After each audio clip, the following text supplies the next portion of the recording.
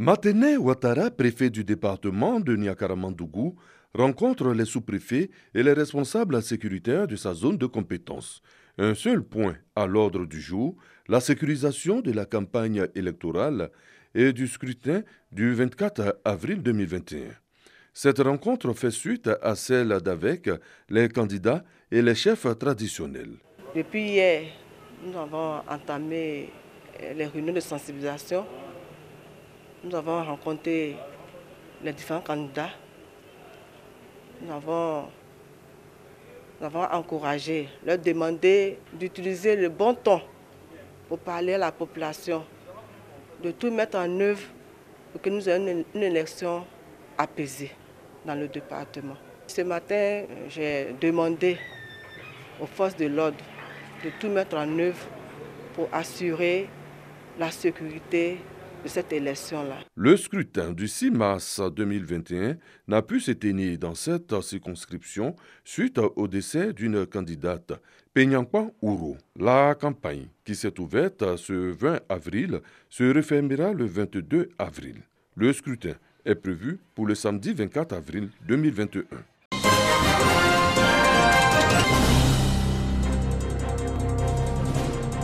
Du ministre de l'Enseignement supérieur. Elles sont étudiantes dans les filières des sciences et technologies des universités publiques et privées de Côte d'Ivoire.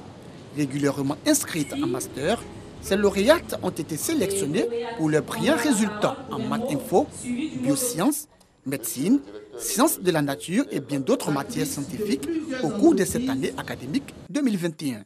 Après l'obtention du bac, le taux de jeunes filles orientées dans les filières scientifiques continue donc d'être relativement faible par rapport à celui des jeunes garçons. Nous voulons encourager les jeunes filles à s'intéresser davantage aux filières scientifiques et combattre les préjugés selon lesquels les sciences exactes sont réservées aux hommes. Une enveloppe d'1,5 million a été remise à chacune par les initiateurs du prix dénommé STEAM en vue de contribuer à la prise en charge financière de leurs études. Un apport financier salué par les bénéficiaires. Cette distinction est pour nous un véritable motif d'encouragement à persévérer dans la voie de l'excellence. Nous dédions ces prix à l'ensemble de nos sœurs inscrites en sciences, mais à toutes les filles de la Côte d'Ivoire et nous les invitons à s'orienter dans les dites filières. Pour Adama Diawara, ministre de l'Enseignement supérieur et de la Recherche scientifique, le prix STEAM de la meilleure étudiante en sciences, technologies, ingénierie et mathématiques est une initiative à encourager car il permet de susciter l'intérêt de la jeune étudiante pour les sciences expérimentales. La reconnaissance du mérite est la meilleure manière de booster l'esprit de créativité, de combativité et de compétitivité. L'humanité fait face aujourd'hui à des défis environnementaux et sanitaires dont les réponses se trouvent dans la maîtrise des STEAM. Il est évident que les réflexions autour de ces challenges d'envergure mondiale ne sauraient se priver des compétences féminines. Cette cérémonie donne tout son sens à la politique du président de la République, son Excellence Alassane Ouattara, de faire de la promotion de l'excellence et du genre des leviers importants du développement économique et social de la Côte d'Ivoire.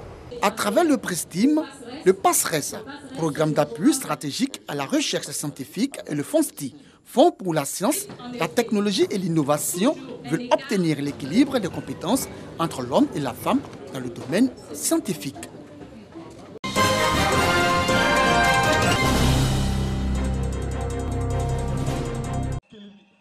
Reconnaissables par leur uniforme, les femmes togolaises sont venues de plusieurs localités de la Côte d'Ivoire et se sont donné rendez-vous à la place Inch'Allah de Koumassi. Nous sommes à la première édition de la journée de la femme togolaise en Côte d'Ivoire. Une initiative de l'Union des femmes togolaises vivant en Côte d'Ivoire. Il y a beaucoup de femmes togolaises qui évoluent dans l'informel. On veut les amener au formel en créant une mutuelle d'épargne, de crédit mutuel d'entraide pour la femme togolaise en Côte d'Ivoire. De cette initiative, j'attends qu'on puisse bénéficier de ces fonds d'entraide-là pour agrandir nos commerces.